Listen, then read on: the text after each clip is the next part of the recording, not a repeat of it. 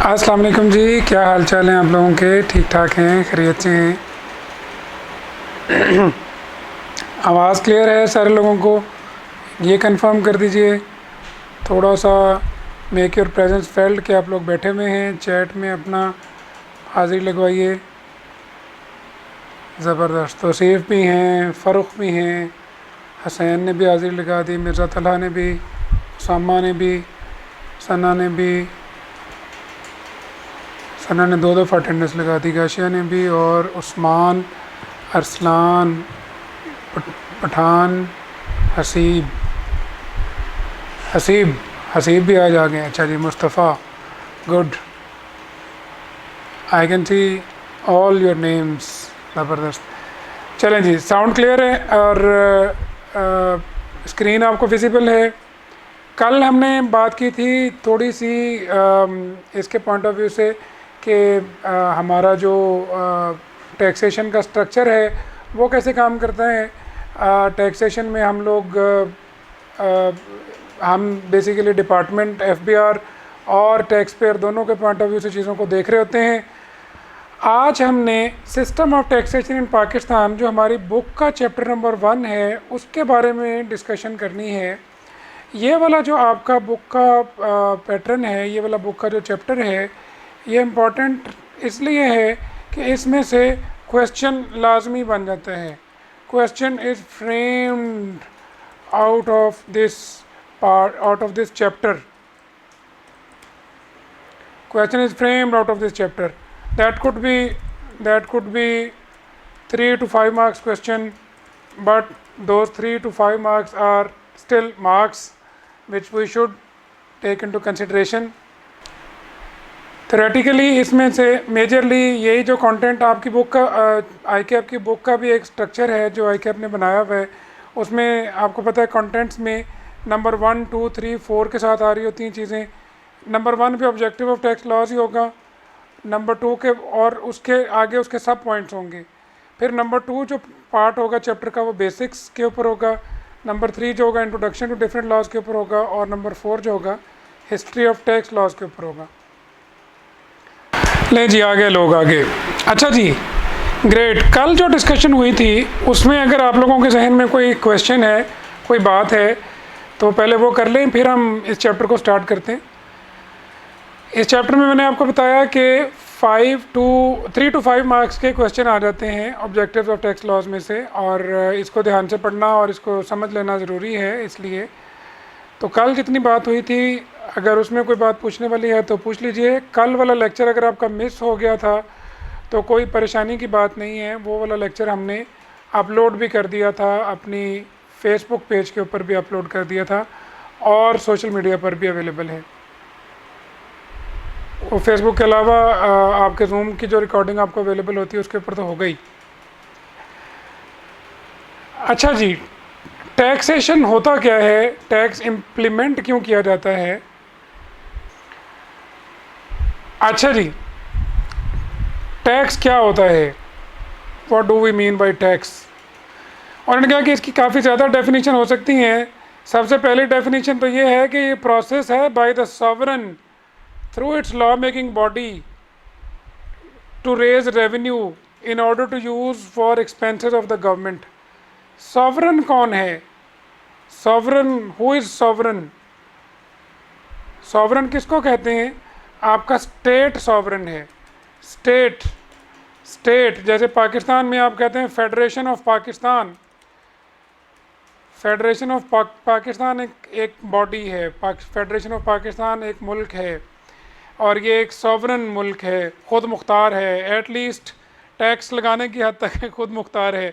बाकी हम IMF से पूछ के बहुत सारी चीज़ें करते हैं, but still we claim to be sovereign, ख़ुद मुख्तार। पाकिस्तान में लॉ मेकिंग बॉडी कौन सी है? कौन सी बॉडी आपको पता है कि पाकिस्तान में लॉ मेकिंग बॉडी है? पार्लियामेंट। पार्लियामेंट हमारी लॉ मेकिंग बॉडी है, जिसके 2 ऐवान हैं। लोधी पठान ने कहा एक ऐवान उसका है नेशनल असेंबली और दूसरा ऐवान उसका है senate.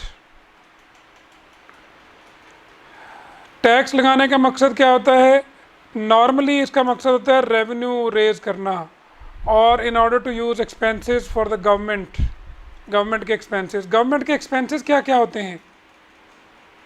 What are government expenses, जिसकी यहाँ बात हो रही है, बताइए क्या आपके ख्याल में गवर्नमेंट के एक्सपेंसेस होते हैं? Education of the public, health of the public, security of the country, और बताइए infrastructure development, construction of roads. बिल्कुल ठीक है जी, माशाल्लाह आप लोग बड़े ज़हीन लोग हैं, आपको सारी बातें पता हैं। चले, मोटी मोटी बातें होगी इसमें कि टैक्स इसलिए लगाए जाते हैं कि टैक्स का मकसद होता है कि रेवेन्यू कलेक्ट किया जाए ताकि खर्चे किए जा सकें, जो कि खर्चे होने ही होते हैं। It is a mean for the government in increasing its revenue under the authority of law, purposely used to promote welfare and protection of its citizens, obviously. Third definition, it is the collection of share of individual and organizational income by a government under the authority of law. अब ये तीनों चीज़ें जो हैं, इन तीनों चीज़ों को आप collectively कह सकते हैं कि ये definition है टैक्स की, लेकिन ये definition कभी एग्ज़ाम में टेस्ट नहीं की जाती। Not tested in exams yet. कभी आज तक ये सवाल नहीं आया कि टैक्स की डेफिनेशन करो, तो आप इसको सिर्फ रीड ओनली कर लें और अंडरस्टैंड कर लें, इतना काफ़ी है, बाकी कहानी तो आप खुद भी बना ही सकते हैं।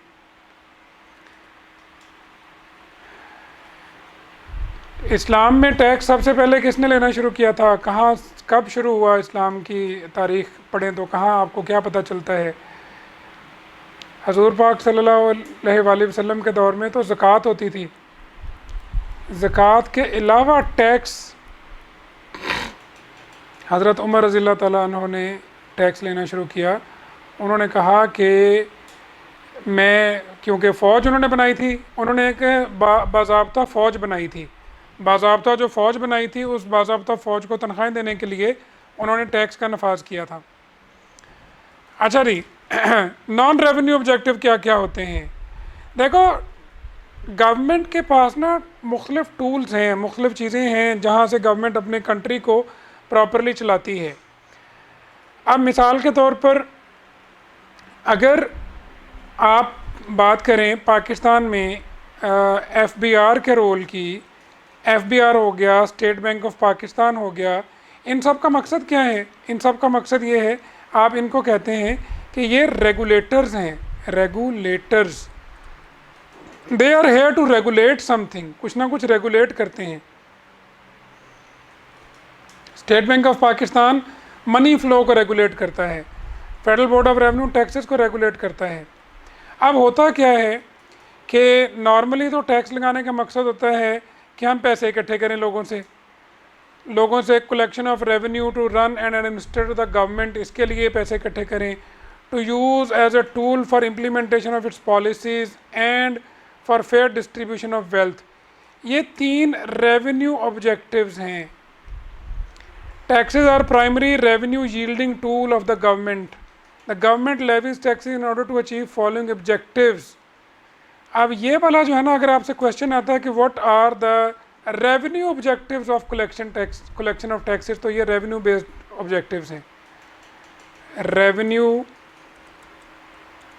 Oriented objectives.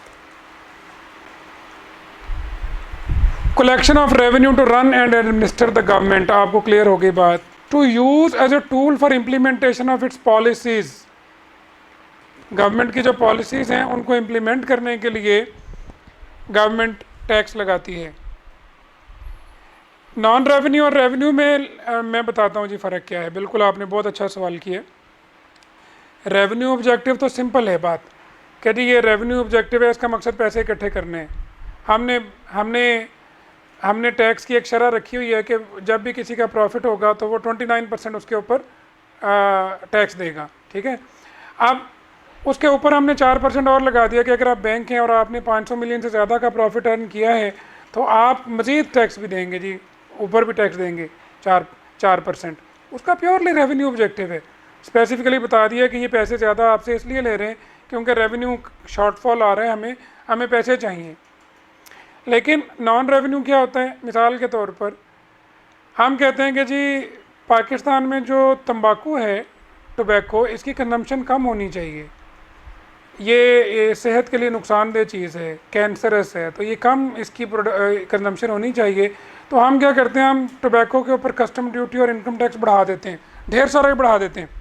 जब हम काफ़ी सारा टैक्स बढ़ा देते हैं उसके ऊपर, तो उससे पैसा तो आता ही आता है, लेकिन साथ में हमारा एक नॉन रेवेन्यू ऑब्जेक्टिव भी अचीव होता है।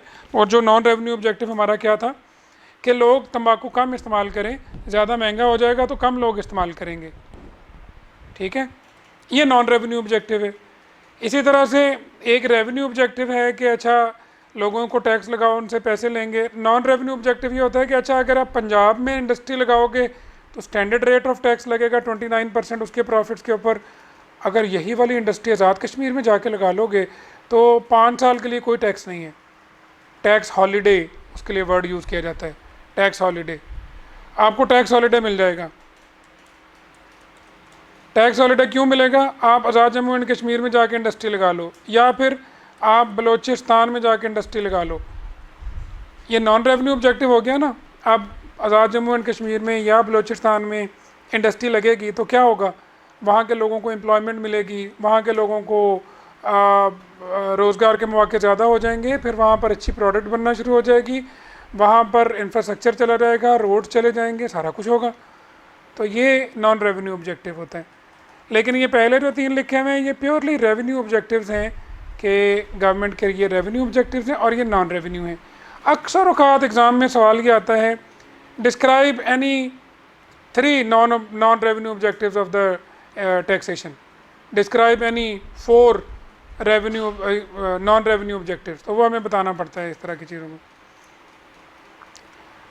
Aside from purely financing government operational expenditure, taxation is also utilized as tool to carry out national objectives of social and economic development। ये देखो नीचे इसकी एग्जांपल्स लिखी हुई हैं 1 2 3 4 5 6 7 8। ये 8 जो हैं ये मल्टीपल टाइम्स आपके एग्ज़ाम में आ चुके हैं कि बताओ नॉन रेवेन्यू ऑब्जेक्टिव्स कौन कौन से होते हैं। नॉन रेवेन्यू ऑब्जेक्टिव्स ये वाले सारे के सारे होते हैं, देख लीजिए ज़रा, read it out loud for your self. आप लोगों ने पढ़ाई के लिए अपनी किताबें तो पास रखी हुई हैं ना, या इसको आपने सिर्फ स्क्रीन से ही देख रहे हैं? ये बुक आपने डाउनलोड कर रखी है या नहीं कर रखी?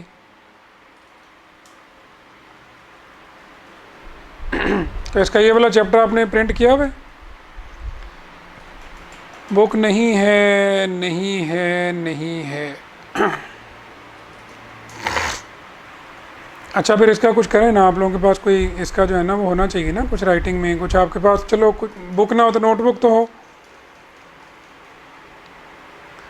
तो पहली चीज़ हो गई non revenue objective, to strengthen economic enterprise by granting from tax exemptions और अदर कंडीशंस और इंसेंटिव्स फॉर ग्रोथ।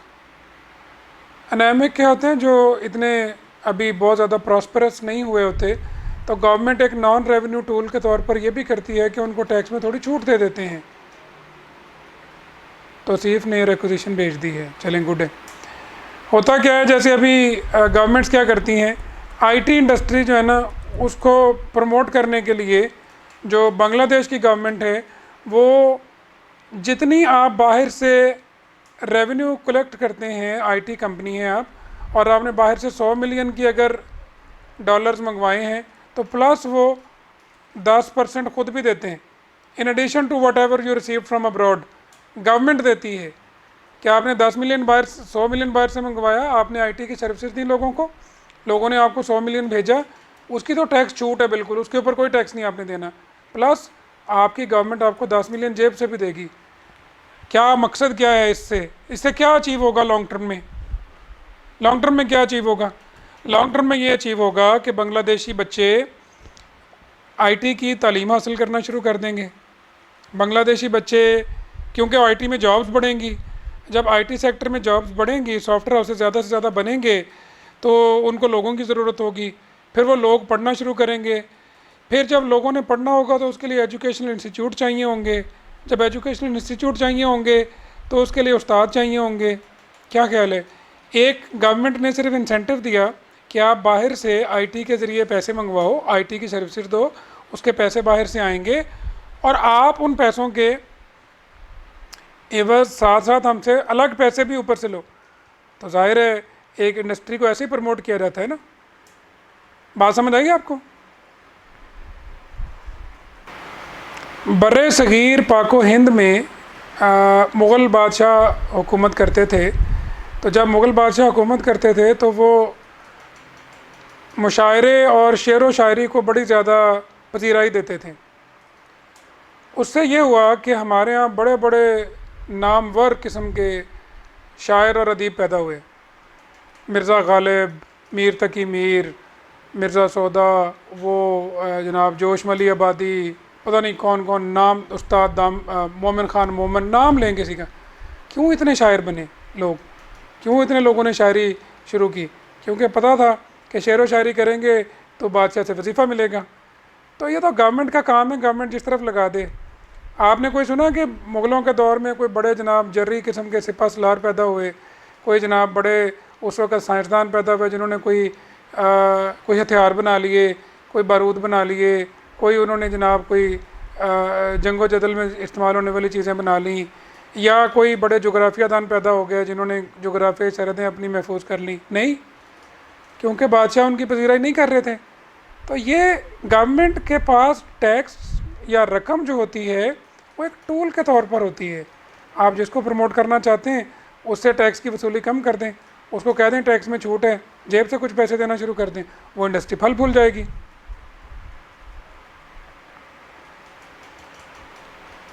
तो नतीजा ये हुआ कि जब ईस्ट इंडिया कंपनी वाले राइफ़लें लेकर आए तो हमारे मुग़ल बादशाहों ने तब सोचना शुरू किया कि राइफ़लें भी होनी चाहिए। तब तक बहुत लेट हो चुके थे। हिस्ट्री याद रखनी चाहिए ना, भूलनी तो नहीं चाहिए। क्या ख्याल है?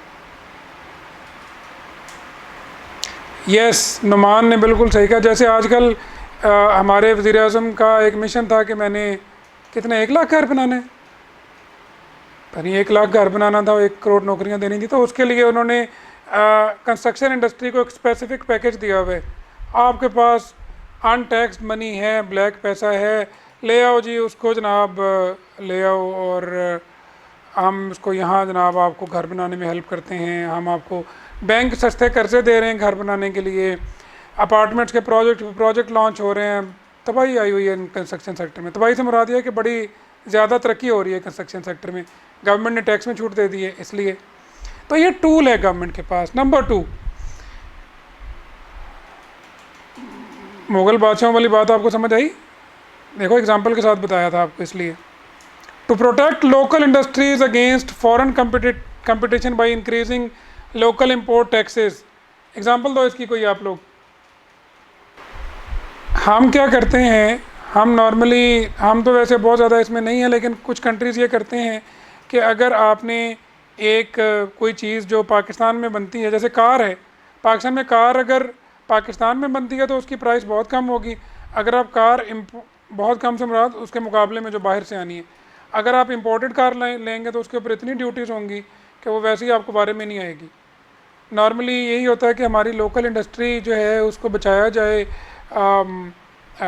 नुकसान से, तो उसके लिए गवर्नमेंट ड्यूटीज़ बढ़ा देती है, टैक्स बढ़ा देती है इंपोर्ट के ऊपर, कि अगर इंपोर्ट करोगे तो फिर इतना टैक्स है जी इसके ऊपर, फिर आप ज़्यादा पैसे हैं आपके पास तो फिर हमें भी दो।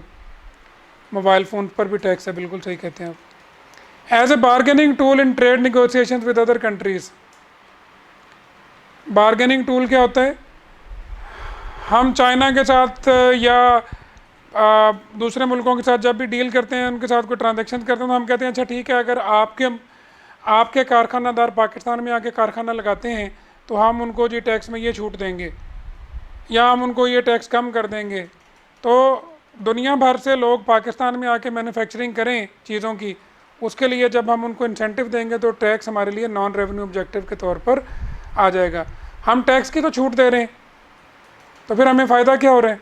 फ़ायदा ये हो रहा है कि वो यहाँ आएंगे, कारखाना लगाएंगे, पहले तो मशीनें लेकर आएंगे, फिर यहाँ पर वो ज़ाहिर है मजदूरी मिलेंगी, जॉब्स मिलेंगी, यहाँ पर प्रोडक्शन होगी, यहाँ से हो सकता है एक्सपोर्ट्स भी हों, तो ज़ाहिर है वो फ़ायदे होते हैं।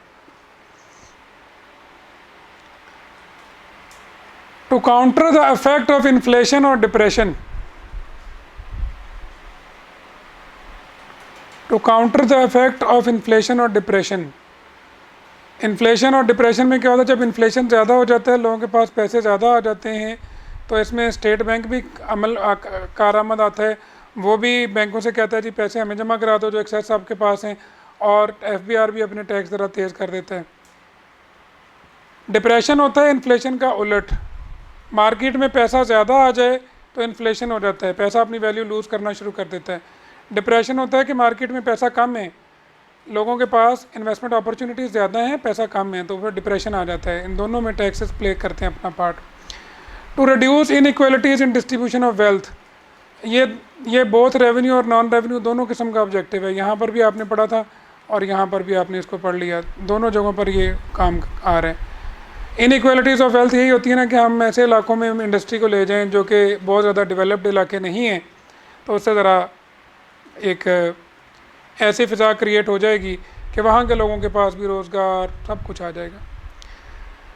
To promote science and invention, financial education activities और maintain and improve the efficiency of local forces. ठीक है, वही बात कि अगर आप कोई रिसर्च लेबॉर्ट्रीज़ को टैक्स की छूट दे देंगे, कोई एजुकेशनल इंस्टीट्यूट्स को टैक्स की छूट दे देंगे, तो जाहिर है उसके बेनिफिट ही होंगे लॉन्गर रन में। To implement laws which eliminate discrimination among various elements in the markets और बिजनेसेस, आप ऐसे भी टैक्स लॉज इम्प्लीमेंट कर सकते हैं जिससे डिस्क्रिमिनेशन ख़त्म होगी। डिस्क्रिमिनेशन क्या होती है कि कोई सेगमेंट जो है वो ज़्यादा प्रेफर्ड है गवर्नमेंट के लिए, एक गवर्नमेंट आई वो एक सेक्टर को ज़्यादा प्रेफर्ड कर गई और दूसरे को एट ए डिसएडवांटेज प्लेस कर गई, दूसरी गवर्नमेंट आई तो उसने कहा नहीं इक्वल करना है इनको। To discourage certain undesirable sectors and activities, इसकी एग्जांपल मैंने आपको दी टोबैको की।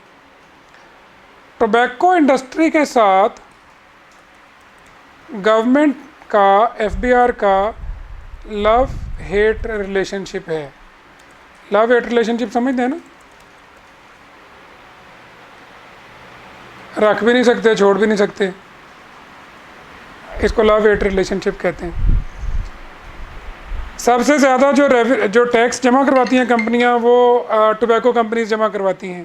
Tobacco companies pay a lot of tax, they pay a lot of duty and still they get the maximum punishment in the budget as well, उनके ऊपर सबसे ज़्यादा tax impose किया जाता है।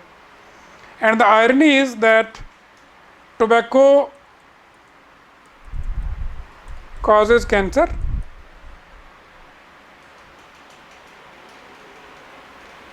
tobacco causes cancer, and Pakistan Tobacco donates a lot of money to Shaukat खाना memorial cancer research hospital.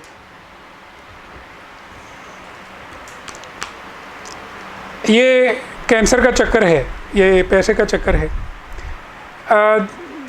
Numan इस तरह मैंने कैलकुलेशन नहीं कर रखी, यकीनन काफ़ी रकम उनकी टैक्सेस में जाती है। यहाँ तक अगर बात आपको समझ आ गई है तो मुझे बताइए if it is clear.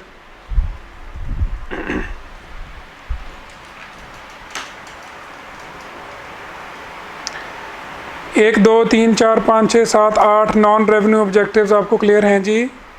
Everybody is okay with this? याद कर लोगे, पेपर में आना है, याद कर लोगे।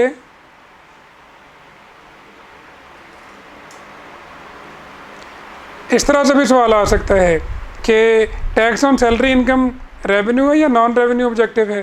सर रेवेन्यू ऑब्जेक्टिव है। Basically tax on salary revenue collection का ऑब्जेक्टिव है। Any amount transferred otherwise than banking channel will be deemed as income, अगर आपने बैंकिंग चैनल के अलावा कोई रकम मुंतकिल की तो हम समझेंगे वो आपकी इनकम है। इसका मकसद डॉक्यूमेंटेशन ऑफ इकोनॉमी है। डॉक्यूमेंटेशन ऑफ इकोनॉमी क्या होती है? लाइक नहीं जी उमर, टैक्स में एमसीक्यूज नहीं आते, लेकिन इस तरह का सवाल तो पूछा जा सकता है ना कि इनके बारे में बताओ कि इनका ऑब्जेक्टिव क्या हो सकता है। Are these revenue collection objective और एनी अदर ऑब्जेक्टिव ऑफ, तो फिर उसका उस तरह ये क्वेश्चन तो आ सकता है आपको।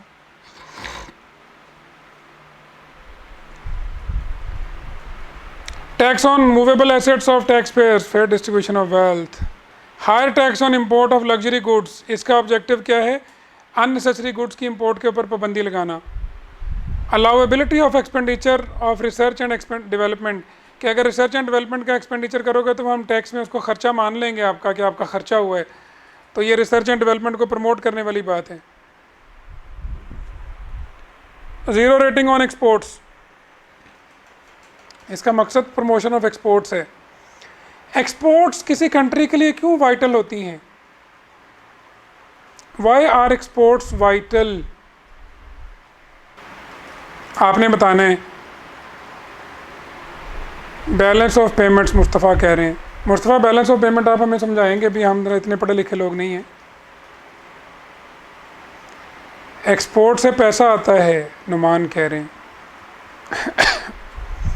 नुमान इस बात को थोड़ा सा हम चेंज कर लेते हैं। एक्सपोर्ट से डॉलर आते हैं, एक्सपोर्ट से फॉरेन एक्सचेंज आता है। क्यों चाहिए होता है? Why do we need foreign exchange? Why do we need dollars? Why do countries need dollars? हमें डॉलर्स इसलिए चाहिए होते हैं क्योंकि हमने बाहर से कोई चीज़ें जो अगर हमें ज़रूरत पड़ती है, जो एसेंशियल्स हैं मंगवाने हैं, तो वो डॉलरों में अदायगी करनी होती है। जो हम डॉलर्स हमारे पास होते हैं वो हमें ये तहफ़्फ़ुज़ देते हैं कि हम बाहर से ऑयल इंपोर्ट कर सकेंगे, हम बाहर से अपनी जो खाने पीने की चीज़ें हैं वो इंपोर्ट कर सकेंगे। वो चीज़ जो पाकिस्तान में नहीं दस्तयाब है, मतलब देखो आपके पास रुपए हैं, आपके पास करोड़ों रुपए हैं, आप 2.5-3-4 करोड़ रुपए की ऑडी या मर्सिडीज़ या BMW इंपोर्ट कर सकते हैं फॉर एग्ज़ाम्पल।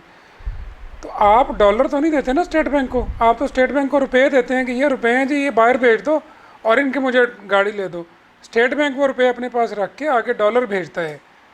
सिमिलरली जब आप एक्सपोर्ट करते हैं तो बाहर से डॉलर्स आते हैं, वो डॉलर स्टेट बैंक के पास जमा हो जाते हैं और स्टेट बैंक उसके अगेंस्ट आपको रुपए दे देता है।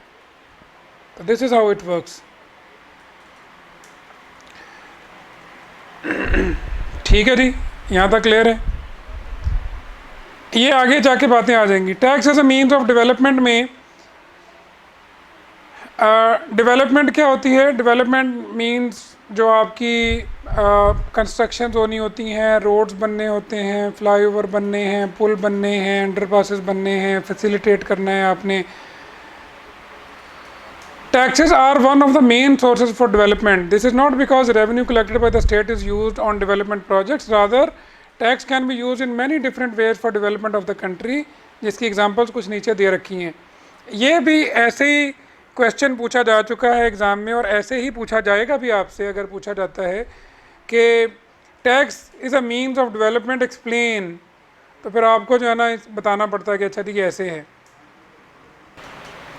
Government can declare some areas as free zone, industrial zone, economic zone and provide tax incentive to such areas. Such incentive could attract businesses, industrialists who may opt to establish business concerns, industrial units that would bring employment opportunities. सारे ये बात हमने कर ली। Taxing the rich higher rates while taxing the low income groups at lower rates.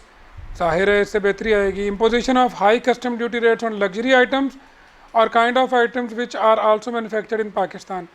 भाई अगर एक चीज़ पाकिस्तान में बनती ही नहीं है लेकिन वो नेसेसिटी है, दवाइयाँ हो गई, खाने की चीज़ें हो गई एग्जांपल के तौर पर, उनके बगैर गुजारा नहीं है, तो फिर उनके ऊपर तो इंपोर्ट ड्यूटी अगर गवर्नमेंट बहुत ज़्यादा हाई करती है तो it's a shame for government.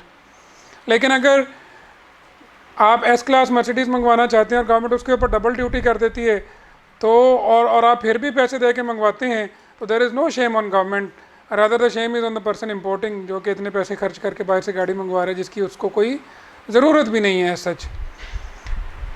तो tax credit on charity donations, इससे वेलफेयर ऑब्जेक्टिव्स अचीव होते हैं। टैक्स एग्जाम्पशन टू चैरिटी ऑर्गेनाइजेशनल्स, उससे आप जो ये बेसिकली दो डिफरेंट चीज़ें हैं 1, 3 और 4 में। टैक्स क्रेडिट जो होता है ना वो जो डोनेशन देता है उसको मिलता है, टैक्स एग्जाम्पशन उस इदारे को मिलती है जो डोनेशन लेता है। हम आगे जाके ना इनको पढ़ेंगे प्रॉपरली, डिटेल के साथ इनको हमने पढ़ना है। Tax incentive for agro based projects, agricultural proceeds आएंगी, एग्रीकल्चरल प्रोडक्ट्स आएंगी, तो उसके ऊपर टैक्स इंसेंटिव ज़ाहिर है उससे भी डेवलपमेंट होती है एग्रीकल्चरल।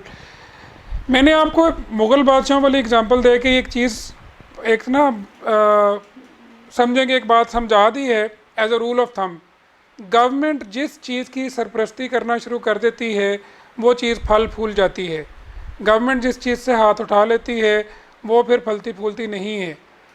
तो हमारे फिर क्या करते हैं जो लोग हैं, जो मैन्युफैक्चरर्स बिजनेसमैन हैं, वो ये करते हैं कि वो ख़ुद गवर्नमेंट में चले जाते हैं।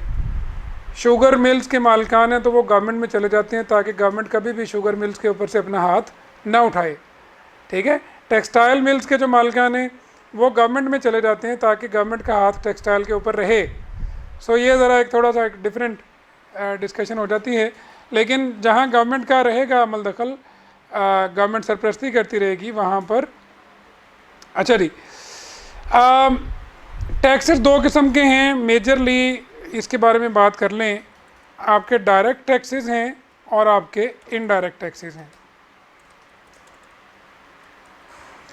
डायरेक्ट टैक्स क्या है? Income tax. आपकी इनकम के ऊपर टैक्स है, इनकम जितनी ज़्यादा होगी उतना ज़्यादा टैक्स होगा, सो डायरेक्टली रिलेटेड है। More the income higher the tax, that's why we call it a direct tax. Indirect tax क्या है?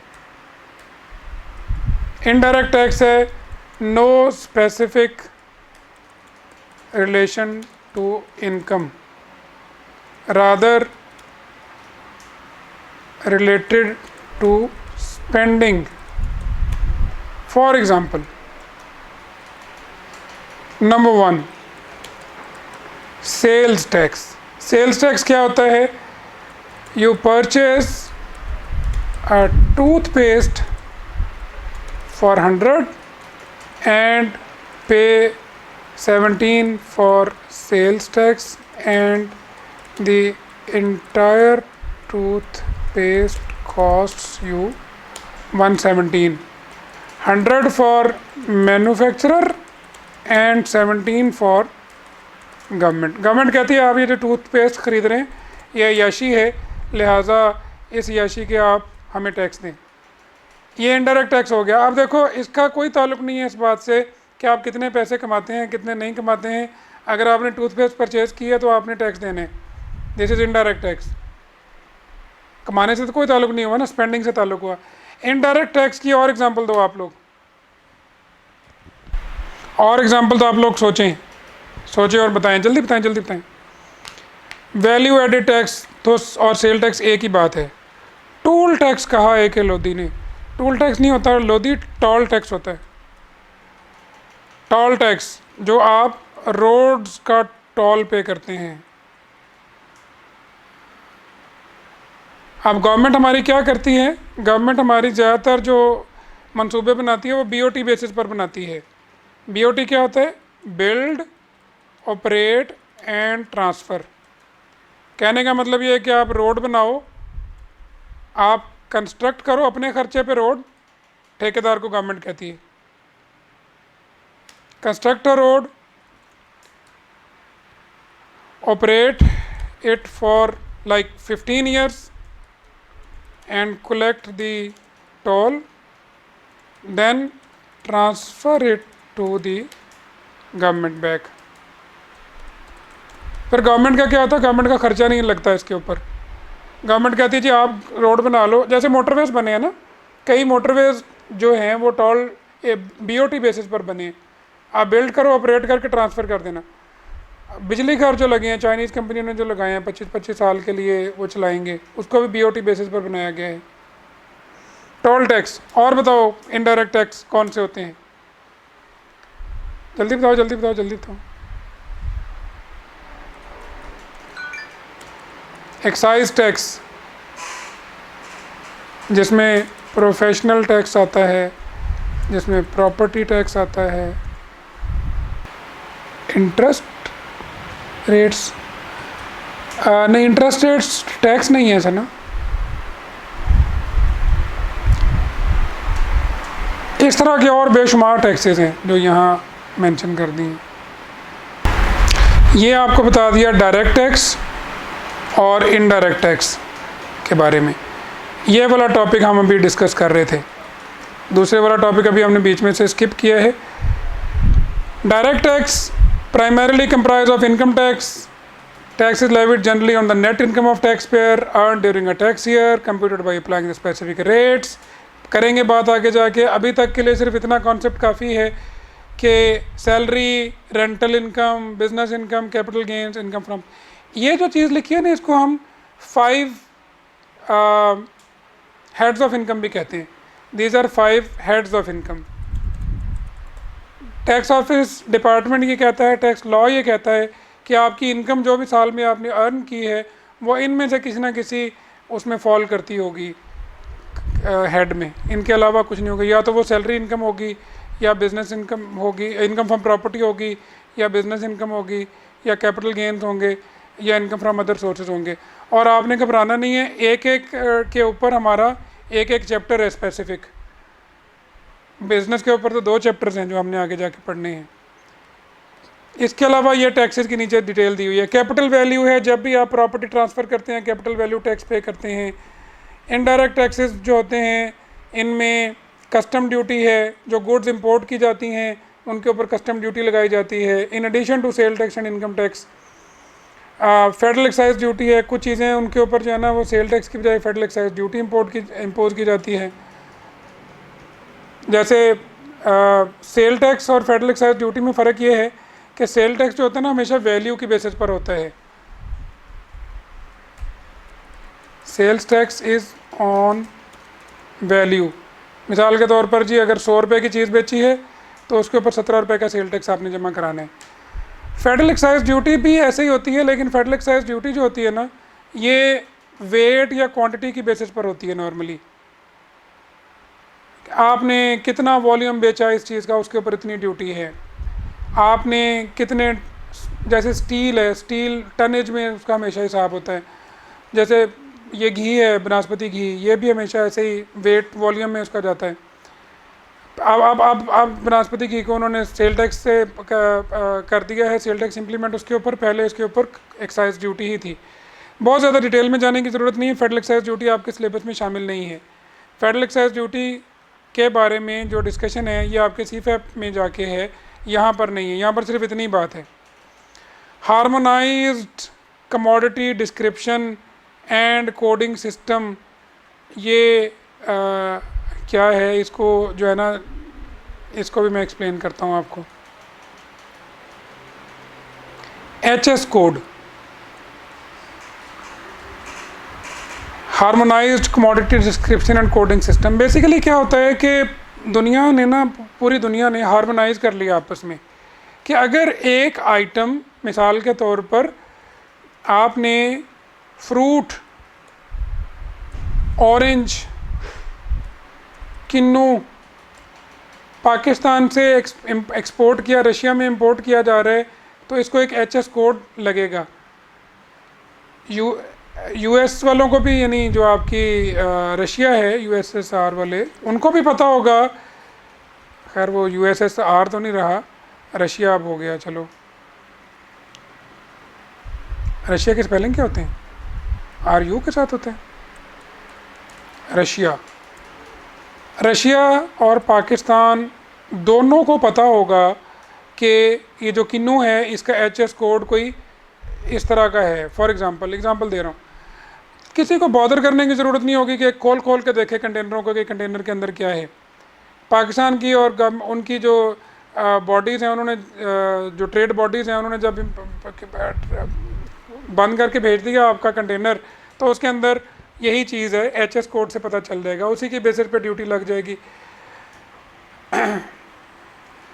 HS कोड से फ़र्क क्या पड़ता है, मैं आपको सिर्फ एग्जांपल दे देता हूँ। लोग क्या करते हैं और फ़र्क क्या पड़ता है, एग्जांपल आपको दे देता हूँ, बाकी आप लोग खुद समझदार हैं। पाकिस्तान में एक मोबाइल फ़ोन कंपनी थी जो कि अचानक बहुत मशहूर हो गई थी और उसके बहुत ज़्यादा मोबाइल बिकते थे। स्मार्टफोन्स में वो पीछे छोड़ गए थे सबको ही पाकिस्तान में, और उन्होंने धज्जियाँ बखेर दी थी सैमसंग, हुआवे वगैरह की। तो वो कंपनी जो थी वो चाइना से बनवाती थी सारे के सारे अपने मोबाइल फ़ोन्स, नहीं नोकिया नहीं थी, चाइना से अपने मोबाइल फ़ोन बनवाती थी सारे। अब मोबाइल फ़ोन इंपोर्ट करने के ऊपर अच्छी खासी ड्यूटी देनी पड़ती थी, क्योंकि मोबाइल फ़ोन तो एक ज़ाहिर है नेसेसिटी नहीं है ना, लग्जरी उस वक्त मानी जाती थी, अभी भी खैर इसके ऊपर अच्छी खासी ड्यूटी है। उन्होंने ये किया कि उन्होंने अपना साथ में एक एलईडी का सेटअप भी लगा लिया, एलईडी लाइट्स का। एलईडी लाइट्स जो हैं, अब गवर्नमेंट की प्रायोरिटी थी कि एलईडी लाइट्स पाकिस्तान में इंपोर्ट की जाएं और पाकिस्तान की जितनी फरसुदा लाइट्स हैं सारी पुरानी वाली वो बदल दी जाएं, ख़त्म कर दी जाएं और उनकी जगह पर एलईडी लाइट्स लगा दी जाएं। अब उस कंपनी ने एलईडी लाइट्स मंगवानी शुरू कर दी। अब जब आप एलईडी लाइट मंगवाएंगे तो उसके ऊपर ज़ीरो ड्यूटी है, मोबाइल फ़ोन मंगवाएंगे तो उसके ऊपर ढेर सारी ड्यूटी है। तो आपके जहन में ये ख्याल भी आ गया कि आप ऐसा क्यों ना कर लें कि आप मोबाइल फ़ोन का कंटेनर मंगवाएं और उसके ऊपर HS कोड आप लगा दें एलईडी लाइट का और बीच में कुछ लोगों को साथ मिला लें, and they somehow did it as well. उससे ये हुआ कि आपके मोबाइल फ़ोन फ्री इंपोर्ट हो गए, फ्री ऑफ ड्यूटी। अब जब mobile phone free of duty import हो गए तो बाकी जो आपके कंपटीटर्स हैं वो सारे ड्यूटी पे करके मंगवा रहे हैं, आप ड्यूटी के बगैर मंगवा रहे हैं। आपकी कॉस्ट, लैंडेड कॉस्ट बहुत कम हो गई, दूसरों की लैंडेड कॉस्ट बहुत ज़्यादा है। आप उनसे सस्ते बेच सकते हैं, जब आप उनसे सस्ते बेच सकते हैं तो आपकी ज़्यादा सेल होगी। तो उन्होंने बड़े पैसे कमाए इस तरह से, मगर एक दिन पकड़े गए। फिर उसके बाद फिर अब आप नहीं सुनते, उस मोबाइल कंपनी का नाम भी नहीं सुनते बहुत ज़्यादा कभी, अगर हैं भी तो बहुत ही लोअर क्लास किस्म के टेलीफोन्स में डील कर रहे हैं। मैंने नाम तो नहीं लिया ना किसी कंपनी का। तो ये HS कोड वगैरह जो होते हैं ना, इनमें मैनिपुलेशन होती है, इसलिए अथॉरिटीज़ हार्मोनाइज़ करती हैं ओवरऑल पूरी दुनिया में, ताकि कोई हमें धोखे से कोई चीज़ ना मंगवा ले, कोई ऐसी चीज़ कह के ना मंगवा ले जो एक्चुअली कोई और चीज़ मंगवा रहे हैं, कह के कोई और चीज़ मंगवा ले। अभी एक हमारे यहाँ नई गाड़ियों की कंपनी लॉन्च हुई है, उसने बाहर से गाड़ियाँ मंगवा के पाकिस्तान में बेचना शुरू की हैं। उसके ख़िलाफ़ भी तहकीकात शुरू हुई हैं अपेरेंटली अखबारों के मुताबिक कि उन्होंने अंडर इनवॉइस किया है। अंडर इनवॉइस करने का मतलब क्या है? आप एक चीज़ बाहर से मंगवाएं 1 करोड़ की, पाकिस्तान में डिक्लेयर करें उसको 10 लाख की, तो ज़ाहिर है पाकिस्तान में ड्यूटी तो आप 10 लाख की बेसिस पर देंगे ना। तो अच्छा जी, तो federal excise duty, sale tax मैंने आपको बता दिया, सेल टैक्स हमने पढ़ना भी है। तो ये डायरेक्ट और इनडायरेक्ट टैक्सेस का थोड़ा सा तारुफ है, ठीक है, अंडरस्टैंडिंग ओरिएंटेड चीज़ है। इसमें से भी सवाल ये वाले तो नहीं आए हुए, इक्वलिटी ये वाला भी वैसे आया हुआ है question, basics of tax loss, wealth of Nations, ये बेसिकली एडम स्मिथ बाबा इकनॉमिक्स की जो है ना वो है किताब, और उसका हमेशा हर जगह रेफरेंस दिया जाता है। बाबा इकनॉमिक्स ये कहता है कि tax payment should be proportional to income and applied equally to all concerned areas. Proportional का मतलब है भाई ज़्यादा टैक्स कमा रहे हो तो ज़्यादा टैक्स दो, कम कमा रहे हो तो कम टैक्स दो, प्रोपोर्शनल होना चाहिए। सर्टेनिटी, पता होना चाहिए कि टैक्स कितना बनेगा ताकि मैं बिज़नेस प्लान कर सकूं अपना। टैक्स पे करना आसान होना चाहिए, टैक्स पे करना मुश्किल नहीं होना चाहिए। एंड बिलीव मी और नॉट, पाकिस्तान में टैक्स पे करना बहुत मुश्किल काम है। आज की डेट में भी टैक्स पे ना करना आसान है, टैक्स पे करना मुश्किल काम है। ये नहीं कि पेमेंट मुश्किल है, पेमेंट करके वो जो FBR की मशीनरी है वो तंग बहुत करती है। इकॉनमी ऑफ कलेक्शन, ये ना हो कि टैक्स कलेक्ट करने का ख़र्चा टैक्स की जितनी कलेक्शन है उससे ज़्यादा हो जाए। तो ये 4 उसने बेसिक इसकी चीज़ें बताई हैं बाबा इकनॉमिक्स ने, एडम स्मिथ ने।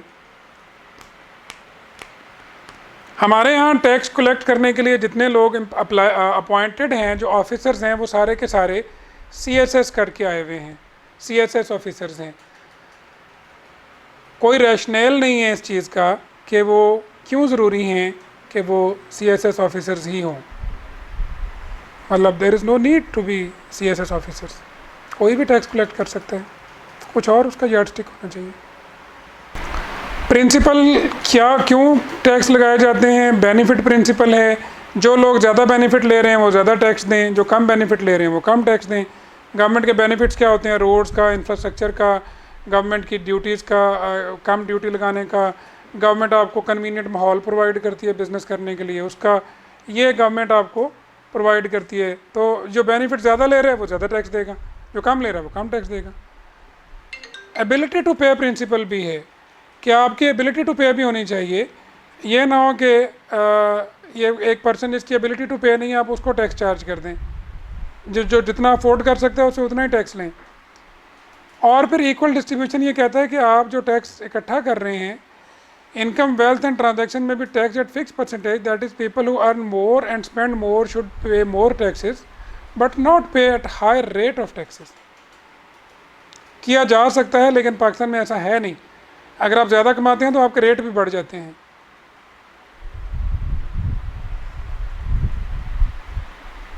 ये आज जितना मैंने बता दिया आपको ये काफ़ी हो गया, मेरे ख्याल में इतना काफ़ी है।